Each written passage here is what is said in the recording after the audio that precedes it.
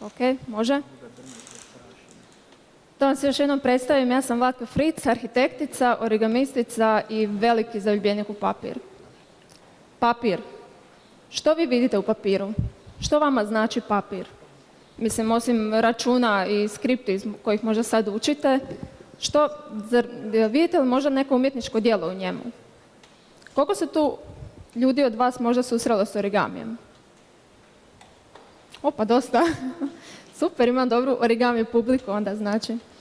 Mislim, većina ljudi origami povezuje možda s nekom dječjom igrom, trivialnom, nekim jednostavnim modelima kojima su se možda susreli na nekoj origami radionici koju sam možda čak i ja vodila. Ali origami je puno, puno više od toga. Origami je umjetnost. I samo jednog komada papira, samo jednog, bez rezanja, bez lijepljenja, bez dodavanja, možemo staviti bilo koji oblik koji nam padne na pamet.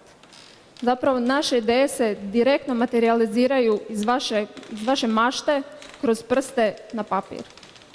Iz jednog kaosa linija, kao što vidite ovdje lijevo, nastaje jedan savršeni model koji može biti bilo što. Zapravo ove linije su jedna vrsta genetskog koda tog modela. On je dosta zaista povezan s matematikom, znači on je negdje između matematike i umjetnosti, tako ga i povezujemo, origami sam. Ali ne samo u znanstvenom smislu, zapravo možemo unijeti nekakvu emociju, izražaj, ekspresivnost. Ta papir možemo oblikovati na milijun načina i nije svaki model nešto što možemo ponovo napraviti. Znači, ovaj model je unikatan, jedinstven i nikad ga više niko neće napraviti. Origami ne mora uvijek početi možda od kvadrata, kao što možda većina i misli. Možemo početi od trokuta, možemo početi od kružnice, od pravokutnika. Bitno ga je oblikovati i osjetiti tu dušu papira. Ponekad čovjek kao pasivni promatrač vidi samo ono finalni proizvod, ali ne osjeća taj proces stvaranja, ono kroz što ljudi prolaze dok ga, recimo, izrađuju.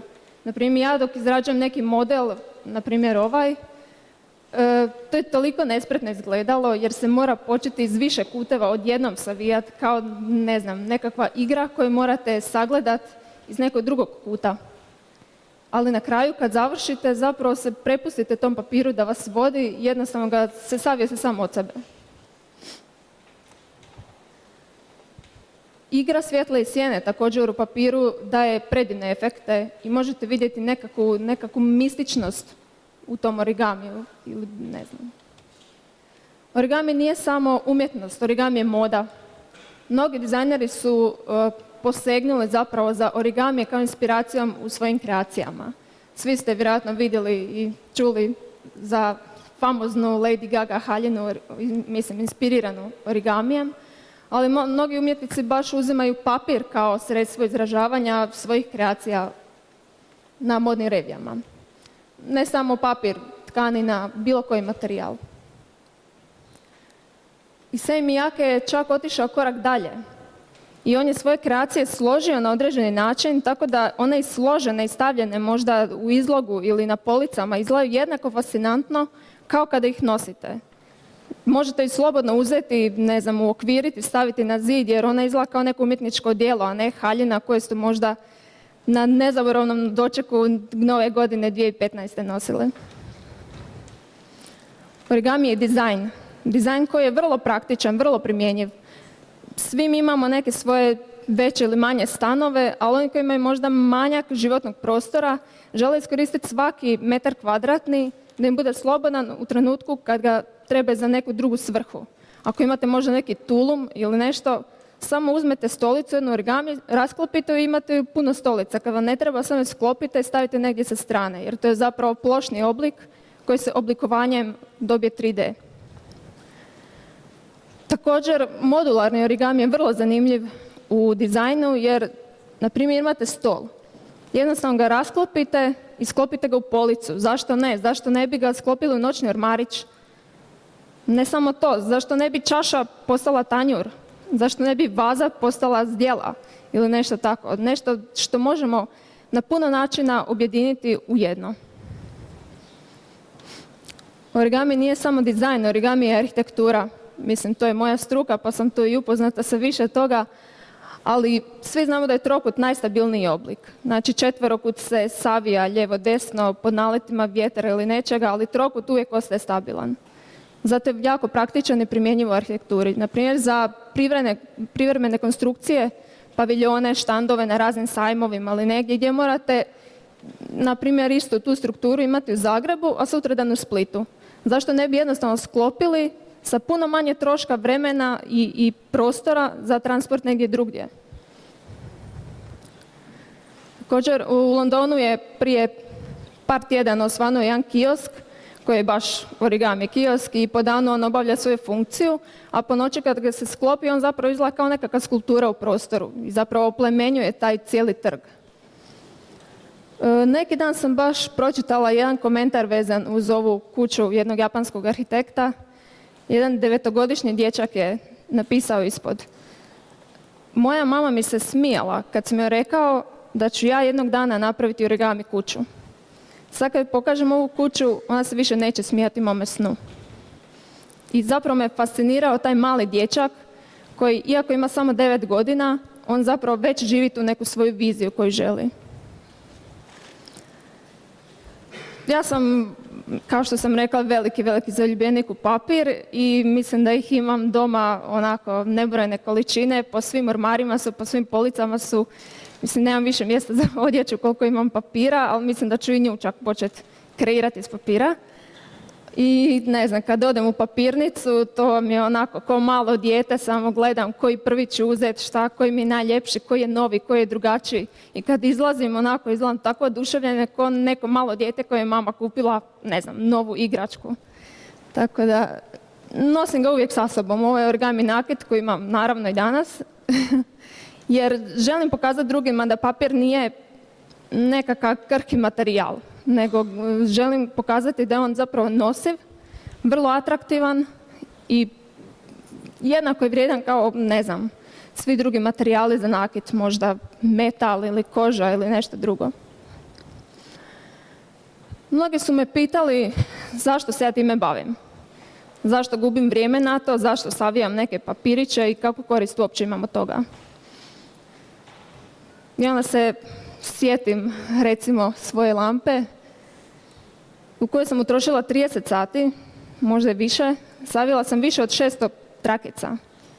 Ali kad ja upalim i kad vidim taj efekt po zidovima, znači ja cijeli svoj prostor u kojem živim, u kojem boravim, ja ga ispunim jednim duhom origamija.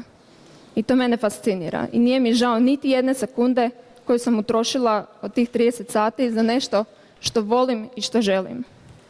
Zato i vi, ako imate neki svoj hobi, uzmite si vrijeme za njega. Nemojte misliti, joj, ja danas moram raditi, joj, ja danas imam posla. Ja isto imam posla. Ali kad dođem doma, kad sjednem i gledam film, ja se bavim nečim što me ispunjava i što volim. Općenito, svjetlo i origami su odličan spoj. Ne znam, svjetlo zapravo origamiju daje nekakav efekt, ističe svu njegovu slojevitost, strukturu, zapravo nekakav njegov i kostur i meso i dušu. Sve nam pokazuje. A origami svjetlu daje nekakvu mističnost, zapravo neku drugu boju, neku drugu strukturu, čak opipljivu. Pošto sam fan SF-a, ja dosta često radim svoje skulpture, odnosno rasvjetu s nekim efektima. Idem malo plavo, malo crveno, malo žuto, malo zeleno. I želim pokazati da se zapravo može oblikovati svakakve strukture, svakakvi oblici iz, ne znam, za bilo koju svrhu, za bilo koji event možemo napraviti sve u origamiju. Toliko sam bila čak zaluđena origamijem da sam jedan od svojih najbitnijih dana u životu htjela okititi, recimo tako, origamijem, svoje vjenčanje. Što se moj suprug naravno s tim složio, pošto je znao koliko mi to puno znači i koliko zapravo volim to sve. Znači, napravila sam pozivnice origami, tako da sam im pozvala ljude s origamijem. Sve ukrase po stolovima su bili cvjetići neki elenistički, čudni, blesavi, tako da je to bilo origami, zahvalnice s kojima sam zapravo zahvalila ljudima što su mi došli i htjela sam da oni ponesu malo origamija u svoj dom. Nakit, naravno da je bio origami, buket, neću ne spominjati najbolje. Torta je dizajnirana da bude origami, tako da sve je moralo biti u stilu jer sam htjela apsolutno personalizirani event da se pokažem ja u tome, da bude ono što ja volim i što ja želim.